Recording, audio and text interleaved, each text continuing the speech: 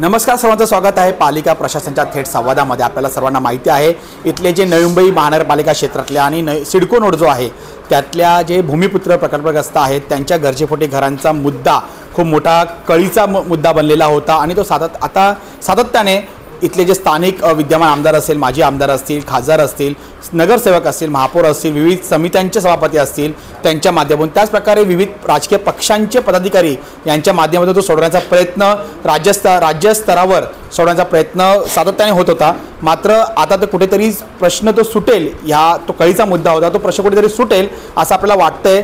Exactly तो विषय आता राज्यस्तरावर कुठपर्यंत आलेला आहे आणि त्याचं श्रेय नक्की कोणाला मिळायला पाहिजे याविषयी आपण चर्चा करणार आहोत। आपल्यासोबत शिवसेनेचे उपजिल्हा प्रमुख आहेत रोहिदासजी पाटील आणि ते स्थानिक प्रकल्पग्रस्त भूमिपुत्र सुद्धा आहे। पाटील साहेब, मला सांगा, हा जो मुद्दा आहे गरजेपोटी घरांचा प्रकल्पग्रस्त स्थानिक भूमिपुत्रांचा, हा खूपच जुना मुद्दा आहे। आपण बोलतो ना की मराठीमध्ये म्हणे की घोंगडं भिजत राहिलेलं होतं एवढ्या वर्षांपासून, आता तो कुठे पूर्ण होताना दिसतो आहे। या संदर्भामध्ये श्रेयवादाचा मुद्दा समोर आलेला आहे। कालच विद्यमान आमदार जे आहेत, आमदार म्हणतात ते म्हात्रे, जे बेलापूर विधानसभेचे आमदार आहेत, त्यांनी हा कॉन्फरन्स घेऊन, पत्रकार परिषद घेऊन सांगितलेलं की त्यांच्या प्रयत्नामुळे, त्यांच्या पाठपुराव्यामुळे तो प्रश्न आता तडीस लागत आहे। याविषयी आपलं शिवसेना पक्ष म्हणून काय म्हणणं आहे? खरं तर गेली 25 ते 30 वर्षापासून ज्या निर्णयाची आम्ही प्रकल्पग्रस्त अपेक्षा करत होतो तो निर्णय जवळ आलेला आहे। आपण पाहतो की आत्ताच नाटा साहेबांनी प्रेस कॉन्फरन्समध्ये सांगितलं त्याप्रमाणे हा प्रश्न 25 ते 30 वर्षापासून आहे आणि 25 ते 30 वर्षापासून ह्या नव्या मुंबईत जे कोणी आमदार होते, खासदार होते, पालकमंत्री होते, मग त्यांनी त्यावेळेस हा प्रश्न का सोडवला नाही? त्यांना 30 वर्ष का लागली आणि ह्याच दिवसाची ते वाट का बघत होते? मी म्हणतो की आदरणीय नाटासाहेब, विजय नाटासाहेब आणि आमचे शिवसेनेचे जिल्हा प्रमुख आदरणीय चौगुले साहेब आणि तसे आमचे प्रकल्पग्रस्तांचे आमचे कोपरखेड्याचे शिवराम पाटील आणि आम्ही स्वतः जिल्हा प्रमुख सरोज पाटील आणि आम्ही स्वतः सर्व लोक अनेक वेळा बैठकाला गेलो। हा निर्णय लागत नव्हता।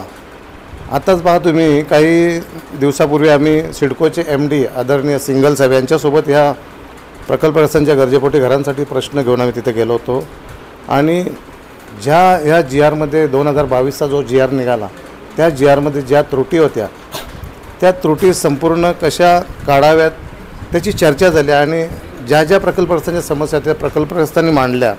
आदरणीय विजय नाटा साहेबांनी सिंगल साहेबांबरोबर बोलले, स्वतः आम्ही बोललो आणि त्यांनी पॉझिटिव्ह रिस्पॉन्स दिला।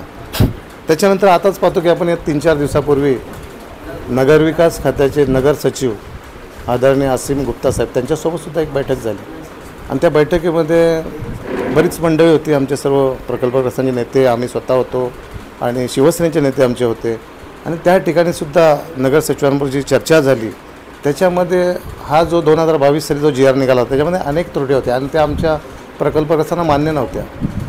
त्या सर्व त्रुटी काढून तो ड्राफ्ट बनवलेला आहे आणि आदरणीय मुख्यमंत्री एकनाथ शिंदे साहेब हे तर गरिबांचे कैवारी आहेत आणि ते लोकांसाठी आहेत, सर्व नागरिकांचे प्रश्न ते हाताळतात। आपण पाहतो की अतिशय चांगलं कार्य, चांगलं काम त्यांच्या माध्यमातून ह्या महाराष्ट्रामध्ये होत आहेत आणि हा जो प्रकल्पग्रस्तांचा गेली 25 ते 30 वर्षापासूनचा जो निर्णय लागण्याचं बाकी आहे तो निर्णय आदरणीय मुख्यमंत्री नक्कीच लावतील आणि आम्हाला आशा आहे, कारण आम्ही स्वतः नगरविकास खात्यामध्ये जेव्हा त्यांचं खातं होतं मुख्यमंत्र्याकडे त्या टायमाला त्यांच्यासोबत आम्ही बऱ्याच बैठका केल्या। त्या बैठकींनासुद्धा त्यांनी त्या टायमाचे सिडकोचे जे MD होते त्यांची त्यांना बोलवून गगराणींसोबत बसून आणि ती चर्चा करून कसा मार्ग काढता येईल त्याचा मला विचार झाला आणि त्याच्यानंतर आता सातत्याने आम्ही त्या बैठकांना हजर असतो। खरंच 25 ते 30 वर्ष झाली ह्या प्रकल्पग्रस्तांचे जे प्रश्न आहेत ते स्थानिक नेत्यांनी हाताळलेले नाही बरोबर। मला सांगा, रोहिदास पाटीलजी कालच कॉन्फरन्स पण घेतली होती, पत्रकार परिषद घेतली, इथले विद्यमान आमदार म्हणतात म्हात्रे यांनी, भारतीय जनता पार्टीच्या आहे, तुमच्या महायुतीच्याच त्या लोकप्रतिनिधी आहेत, त्यांनी सांगितलं की ते गेले 20 वर्षे हा प्रश्न हाताळत होते, या प्रश्न पाठपुरावा करत होते, मात्र हा प्रश्न आता त्यांच्या पाठपुराव्यामुळे, प्रयत्नामुळे ते सुटत आहे आणि त्यांचं ही म्हणणं होते, त्यांचा अर्थ हाक होते की श्रेय कोणीही घ्यावं, फक्त हा जो गरजेपोटी घरांचा विषय आहे तो तडीस निघावा, हा निर्णय तडीस निघावा आणि हा जो प्रॉब्लेम जो आज फेस करतात ते इथले स्थानिक प्रकल्पग्रस्त भूमिपुत्र आपली जमीन घालून सुद्धा तो त्यांना येणाऱ्या दिवसांमध्ये गरजेपोटी घरांच्या बाबतीमध्ये येऊ नये। तर या एकंदरीत तुमचं याच्यावर काय प्रतिक्रिया आहे? मला असं वाटतं की त्यांनी पाठपुरावा केला असेल, कारण त्या 6 वर्ष विधानसभेच्या आमदार होत्या, 10 वर्ष त्या स्थानिक आमदार आहेत आणि आम्हीसुद्धा त्यांच्या स्वतःसोबत होतो. परंतु त्यांनी ह्या 16 वर्षामध्ये हा प्रश्न निकाली काढायला पाहिजे होता, कारण त्यावेळेस आदरणीय फडणवीस साहेब मुख्यमंत्री होते.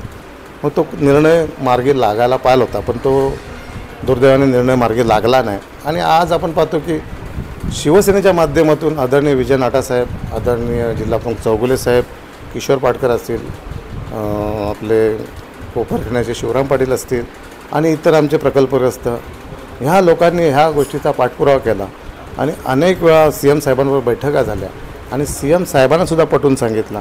आणि त्याच्यानंतर CM साहेबांनी हा निर्णय 100% लावू आम्हाला 100% आश्वासन दिलं. आणि आम्हाला खात्री आहे की हा जो प्रकल्पग्रस्तांचा जो निर्णय आहे, गरजेपोटी घरं आहेत, ही 100% रेग्युलाइज होतील आणि जवळजवळ म्हणजे साधारण 8 दिवसापर्यंत 8 दिवसाच्या आतमध्ये हा GR निघेल आणि खरोखर प्रकल्पग्रस्तांना मोठा दिलासा मिळेल.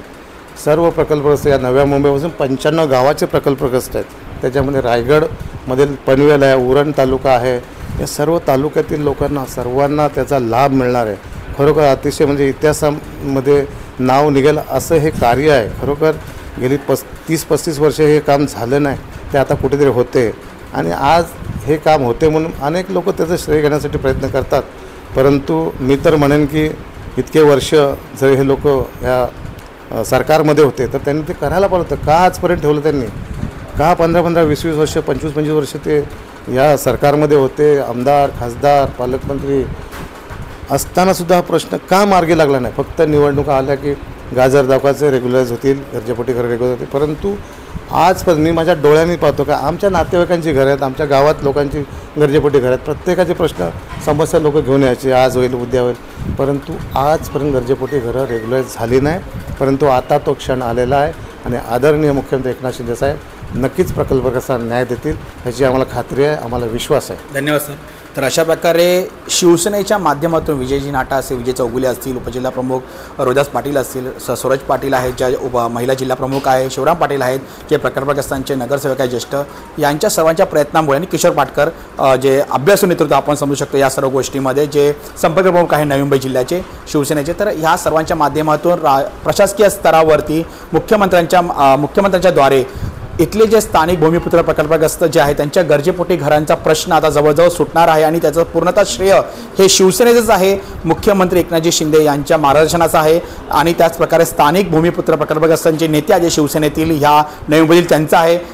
इतर कोणीही आत्तापर्यंत जर त्यांना असं वाटतंय इतरांवर, रोहिदास पाटील यांनी सांगितलं की इतर जे सांगतात आहे की आम्ही प्रश्न सोडवला, मग एवढ्या वर्ष 16 वर्ष जर तुम्ही आमदार होतात, विधान परिषदेवर 6 वर्ष होतात, 10 वर्ष 5 वर्ष तुमचे मुख्यमंत्री होते, त्याच्यानंतर तुम्ही 10 वर्ष तुम्ही आमदार होता, मग असं सर्व असताना सुद्धा तुमच्यावर हा प्रश्न सोडवण्यात आला नाही आहे. तर आता शिवसेना कुठेतरी प्रश्न शिवसेनेच्या माध्यमातून प्रश्न सुटत आहे, तर त्याचं श्रेय घेण्याचा जी रस्सीकेस सुरू आहे ती कुठेतरी कमी केली पाहिजे किंवा थांबवली पाहिजे आणि प्रकल्पग्रस्तांचा कसा फायदा होईल हा विचार सर्वांनी केला पाहिजे. धन्यवाद.